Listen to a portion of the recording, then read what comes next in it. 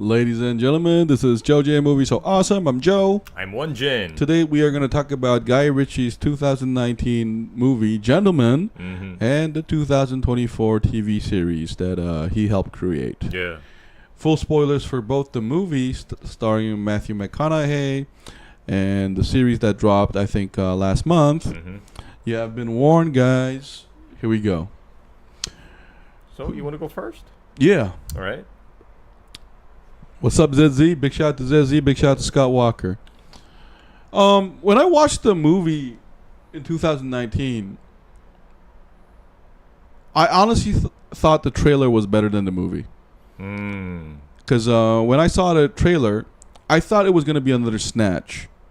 And it is another Snatch. But I would say this, though. I did feel like watching the movie, there were a lot of cinematic devices. You know, because I don't know if Guy Richie will agree with me, but I feel like he definitely takes the inspiration from Tarantino and a lot of Hollywood greats before him. And it was a great blend of a lot of story devices and styles. But the problem I had with the 2019 movie was there was more style than substance. You know, I felt like a lot of the characters were weaker than in Snatch, even though the structure is very similar with different, a diverse range of characters that are morally ambiguous in an underworld situation, right? So after watching the Gentleman movie, after Won-Jin, you suggested watching the TV series. I didn't have high expectations, but let me tell you, the fucking TV series is way better than the movie. It brings all that stylish element, and it has that advantage of having more time to develop these characters and make the jokes work and the character building to flow. That I ended up fucking loving the TV series so much. For me, the movie was a 7 for me, but the TV series, it's almost a 9. It's like an 8.5, almost a 9. And I felt like it almost stuck the landing too, because I did feel like it's 8 episodes, guys, but the last 2 kind of went a little too Hollywood. I did feel like they were trying to get to these happy ending stuff that I didn't feel necessary. So I felt it was really a great interpretation of, because a lot of these gangster themes and Western style, like action, like a newcomer comes and shoot him up and like own the neighborhood is really from American films. But I want to credit the Gentleman Show for bringing such a Britishness to it. Like I felt like the American jokes and the American humor and the American mise en scène were translated to a British flavor really well. But I still think it's really based on American films. Just like a lot of some of the Korean films I see that I think are really American films with a Korean veneer on it.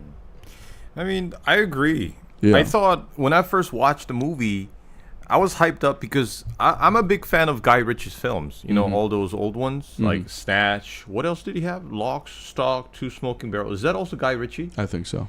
And he tackles a diverse genre. Yeah, and he always has been brilliant at depicting this, like, the British gangster scene. And in a sense, it's very different from what we see from gangster films of America. And, I mean, compared to what we see in American gangster films, we see this, like, divide in social class in British films. And Guy Ritchie always manages to take us to like the streets basically of like these industrial cities. So let me break down what you just said. I'm sorry to cut you off. You can continue. Because Godfather, I think you and I talked about it is about immigrants, and that's a very American thing. Here, that same power politics is there, but it's the dukedom element is different from America though, because America doesn't have nobility or kings and queens. And even in Guy Ritchie's previous films, we always have these different characters from different social class and different factions. And for example, the high class, they're always depicted as someone who's posh, And then we have these street gangsters. We have these loan sharks, all these different ones.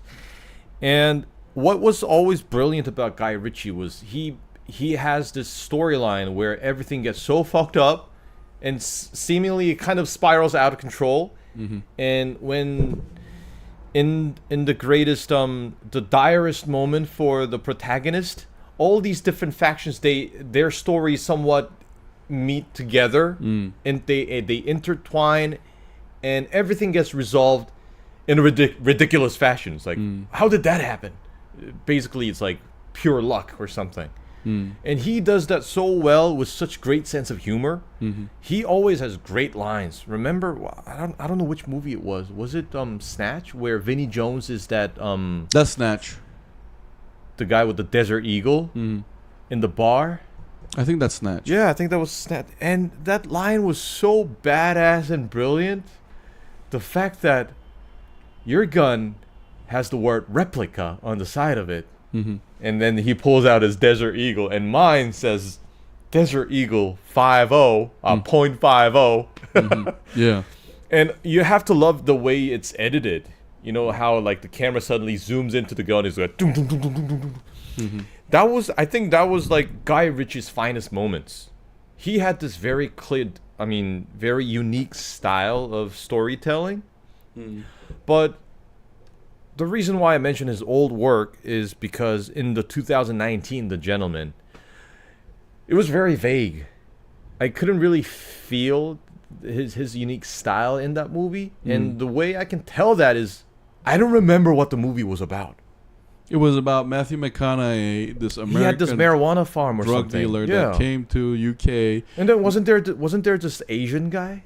No, made a deal with the Dukes there because the Dukes didn't know, you know, they wanted money but they didn't know how to get it. So he owned their land, and it's in England, so there's less land in America, so you can't open a meth lab in a trailer park. So he made this hidden marijuana farms there. Except a Chinese gang and another American, so they tried to take over his business, but he ended up saying fuck you to both and coming on top, and that is the story of Gentleman.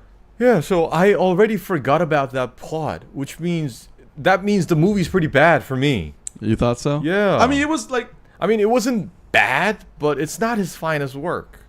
Oh, wait. Were there any Koreans in the West at the time of all those years ago that you guys know of? I'm sure there were, Walker. Yeah, there were. Like, even like around World War One and World War Two, a lot of Koreans start appearing in America. Yeah. How many horses? Horses weren't a really big part of The Gentleman. But back to your point, though, I didn't feel like Gentleman, the TV series, was what Guy Ritchie actually wanted to make. Because Because The Gentleman, the TV series that launched this year, I felt like it was a culmination of his prior works. All the themes are there, except with a different cast and a slightly different setting. But I think if you love Guy Ritchie films, like you said, his great one-liners, his interesting, you know, outlaw-ish weirdo characters all coming together in this weird way.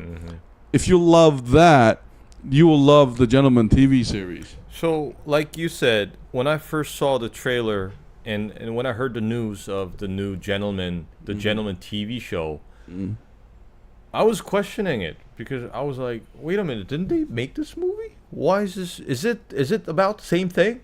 And after realizing that it was about the same story, but now made into a TV show, I had very low expectations because I wasn't really satisfied with the movie. No, but I thought the TV did a better job than the movie in bringing the theme of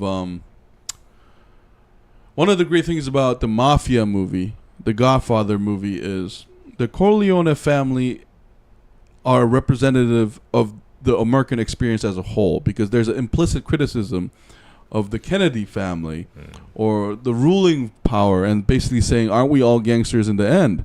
Aren't we all family in the end? And here it works because the Dukes are behaving in the same way as the quote-unquote common criminals.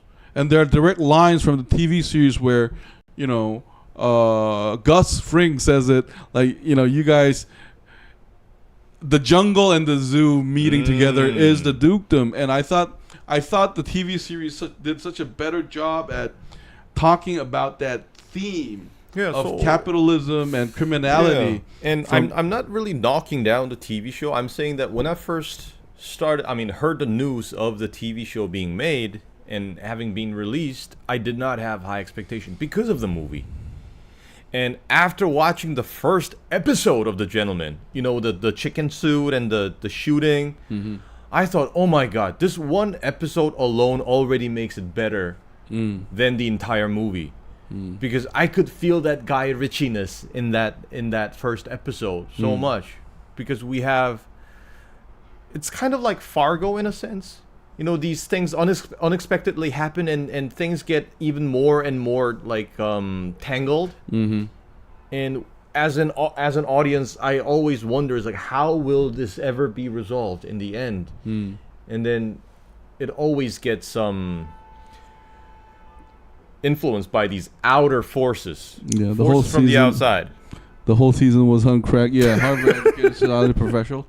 No, but I thought like Won-Jin, you bring out such a nice thing, but you're talking about plot, which I think the plot was even done better than the movie too.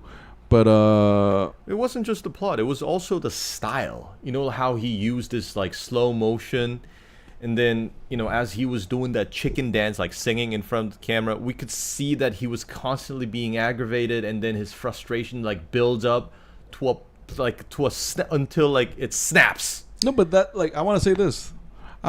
It's so funny how I'm the one keep mentioning Tarantino this time around because Won-Jin is a big Tarantino fan, but I thought Tarantino did that better than him, like Guy Richie though, because you remember even in Pulp Fiction, like it's really all about the build up until that. Here's the thing. Let me break it down. This show did a great job on what Tarantino does well is the violence is always reserved.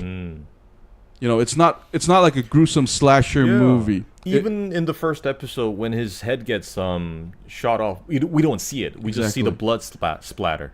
But like Tarantino, the tension building was done better than the Gentleman movie because there were a lot of time. Remember, the first episode was an hour long, and the other ones up to episode for an hour. So when the violence happened, we have this Tarantino-esque, you know, feeling of burst of joy because we've been waiting for that to happen. That's right. And the writing and the dialogue that you mentioned were done also great. Even the Freddy character was written well. He's kind of like Michael Corleone's older brother, you know. And while Alfredo, he's also Freddy. Yeah, the main character is a combination of Sonny and Michael. Like he has the Michael's cunning, but he's an executioner. Exactly. So he's built for that because he's not just a nobody. He's a duke, but a soldier. Yeah. I love that. I love the fact that they gave us. I mean, of course, the show had more time to build these characters, but I love how they started off the show with him, like being a United Nations soldier in a conflict area. That gives us a lot of context. Yeah, that was I'm glad you mentioned that because that was a fucking great introduction. Like it was just zooming on this complicated character in a very efficient way, where he's a soldier. So I thought that was a better written character than Matthew McConaughey's A Gentleman because remember in 2019, Hugh Grant just tells us that he's a rebel. You know, he was a smart guy, but he got into marijuana, and there's this whole like Tarantino-esque, Nolan-esque. This is the past, and he's this. But the series did such a great job because you and I, knowing that he's actually a soldier but a duke, I already assumed that he was kind of dangerous. And they were just like, remember, it was like 5 minutes long, but we already know that he's a boss. No, he's like, no. Let this go. He's a great mediator. And then he also delegates power. Yeah, exactly. You can tell that he's very efficient at dealing with like commands. Yeah, the actor did a great job too. Like, and I just thought I agree with you 200%. Like, the writing on like the first 3 episodes were beautiful, and that basically carried on to it. Yeah. Because another thing that I thought was like a big shout out to prior gangster film was Ray Winstone playing the dad gangster. Oh, I was like, fuck yeah, he's the boss. Of course he's daddy. And then when he's like touching the pigeons and everything, yeah. I was like, oh fuck, Mike Tyson will be so proud. Like, why? Remember how like always these gangsters, I love animals. And I was just like, fuck yeah, it's Ray Winstone, baby. Oh, and the daughter, like Susie Glass. My God, the actor, like, I'm not familiar with her previous works. Yeah, me neither. I heard she was in like Wuthering Heights, the movie, but I haven't seen it. Oh, he reminded me of Black Mirror. Remember the president loved the pig? Yeah, there was a lot of British humor to it too. But I just love Ray Winstone bringing that. I'm just like, cause Ray Winstone plays so many gangsters. Remember that Sexy Beast? Like he plays so many gangster films. The moment you see him in sunglasses with his husky voice, yeah, you know. I was like, fuck yeah! Like God, the cast was great too. And Susie Glass, that actor, she killed that. She reminded me a lot of Jessica Chastain and in what's it called? With Oscar, yeah. I forgot the name. A very good ear. A very good ear. Yeah, that's right. Oh, a very violent ear. Oh man. She played. Oh no, a most violent ear. Oh I yeah, think that was the name. Most violent ear. She played a gangster's daughter to a T. Like, cause I was shitting my pants when every time she made a threat. I was like, fuck. And she also gave us that vibe that, I mean, she also hates to see this violence, but she does it because it needs to be done, and that was portrayed so efficiently as well. She did that. She did that job really, really, really well. And towards the end, I also love how she shows her vulnerable side, especially after her brother gets hurt. Gets a coma. After he gets hurt. So she was also a very well written character. And overall, because the show has so much more room in terms of time, I could tell that Guy Richie could really like stretch his legs in the show. No, but I kind of disagree on you this because the Susie Glass having this redeeming moment was the weakest for me. Because for me, what I love about Snatch was what made that movie for me was that none of these guys evolved or grew from the experience. Oh, okay. They're such trash, and they start as trash, they kill more trash, and in the end, they're still trash. You know? Like, it's kind of like a opposite of what we expect from character development. But here, I did feel like... I don't know. I don't think Susie Glass had a redeeming moment. She just showed her vulnerability, and I think she's still a gangster towards the end. No, but don't you think, like... I don't think she's nicer.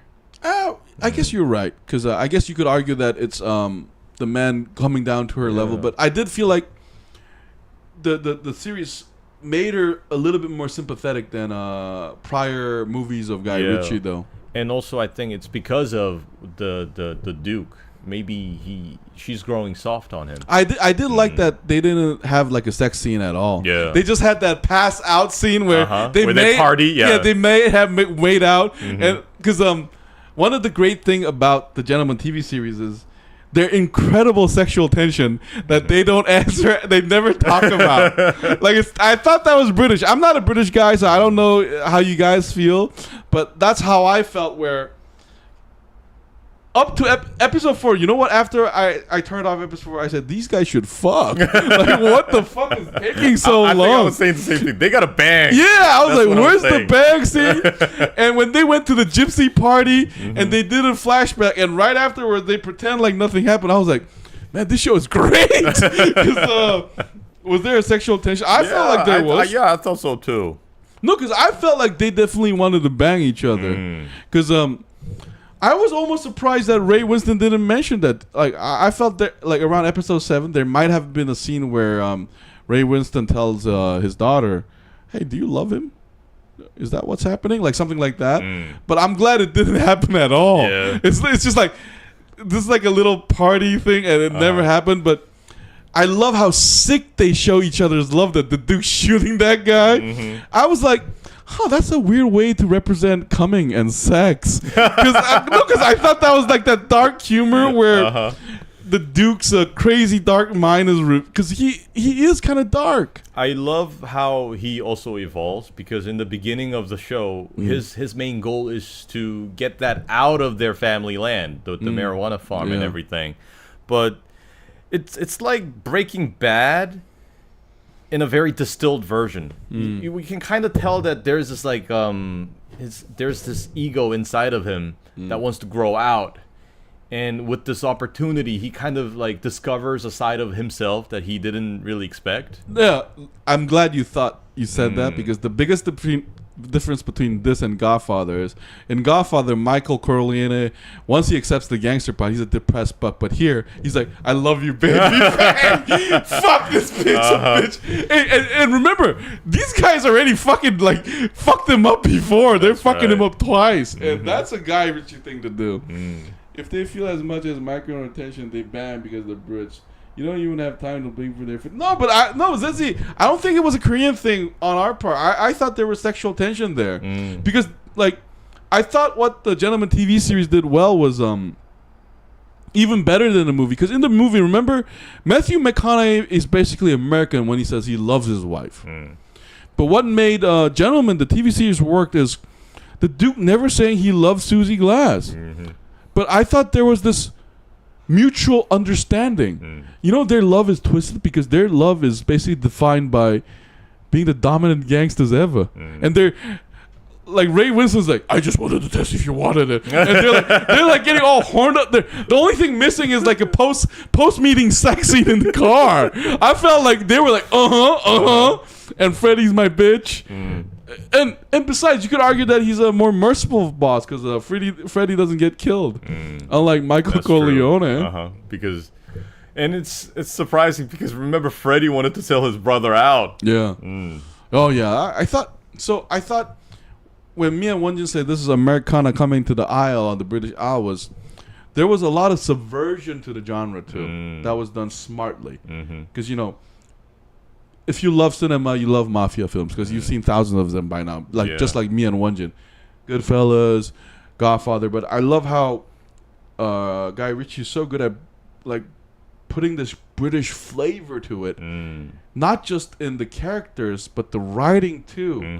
Zezzy, what you're mentioning about like the Koreanness it's right because if it was a standard Godfather film, I would expect a certain result, but it brings such comedy. And such darkness, such dark humor to it that it just endears me to the whole series more. Because you could argue that Michael Corleone is a sentimental character. Because by Godfather 3, she's like, when I just thought I was out, I pulled myself back in. But here, none of these guys give a fuck. That's right. Pull me back in right now, motherfucker. I think they're also more, what can I say?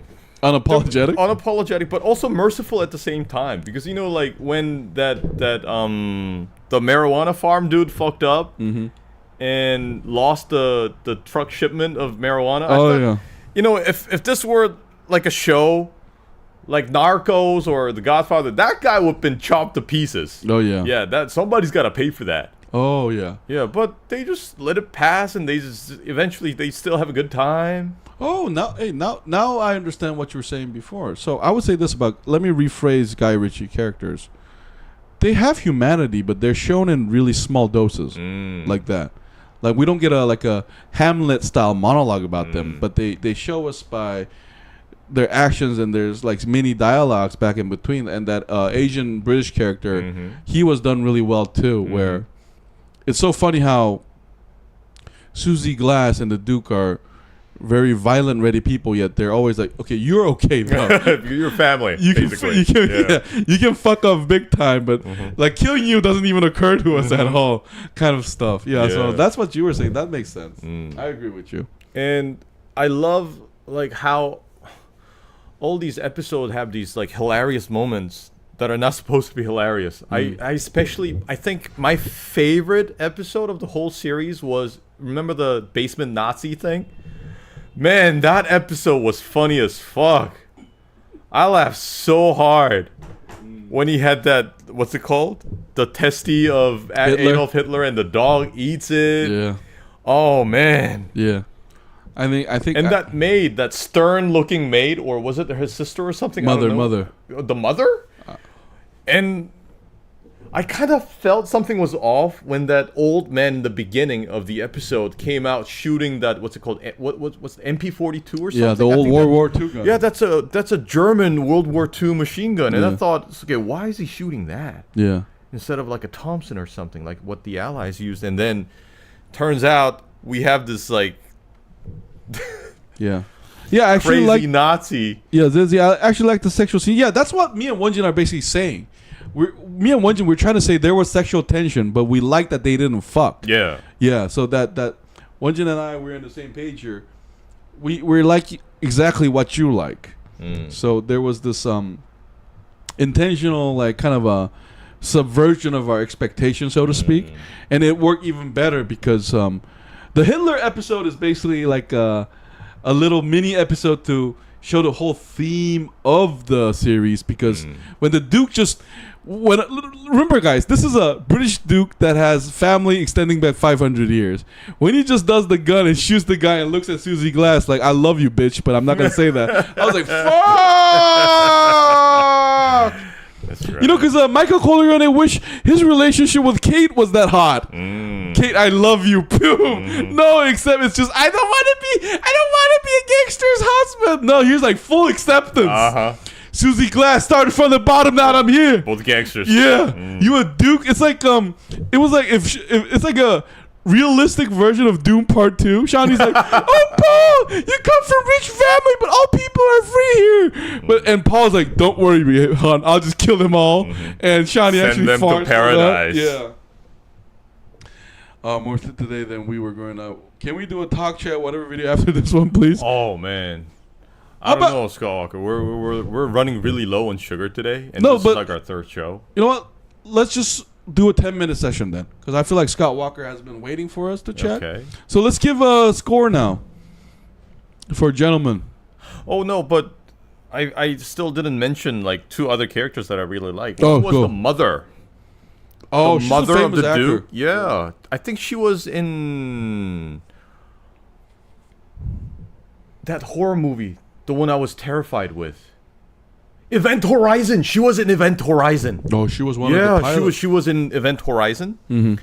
And of course, we have to mention Vinnie Jones. Yeah. Because the very fact that Vinnie Jones was in this film, playing that role, kind of gave me this expectation that he was going to do some badass shit. Yeah, but they didn't. Yeah, but they didn't. I agree with you completely. I feel like Guy Richie made this for his fans too.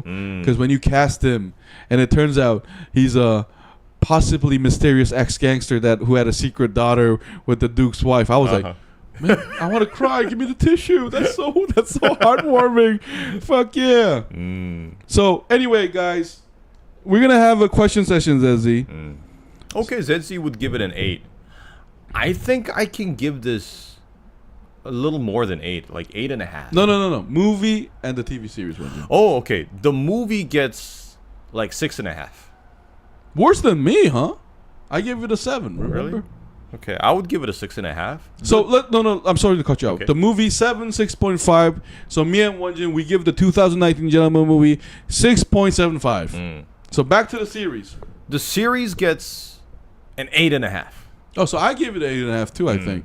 So 8.5. Goddamn, fuck yeah. That was better than the movie. Show. Like it's one of those series that. Hey, you know what I liked about the series is. It's one of those series that I don't come back to the same way I come back to Goodfellas. I come back to because it's so casual yet fun. You know what I mean? That's the kind of series for me this was. That's right. It was fun all the way around, and that's how I felt. You all gave better grades today. Stop trying to top me. I would give it an 8. It was pretty. Oh, you gave it an 8, 8.5. But then again, Zezzy, you love hentai, so I'm not. I can't judge your, taste and all that. But anyway, guys, because Walker and Zezzy requested us to do so, we will have a Let's Talk session. Okay, we're gonna turn this off right away, and then turn it on right away. This has been JoeJinMovieSoAwesome. I was Joe. I was Won-Jin. We'll be right back in 10 seconds. Okay. Bye.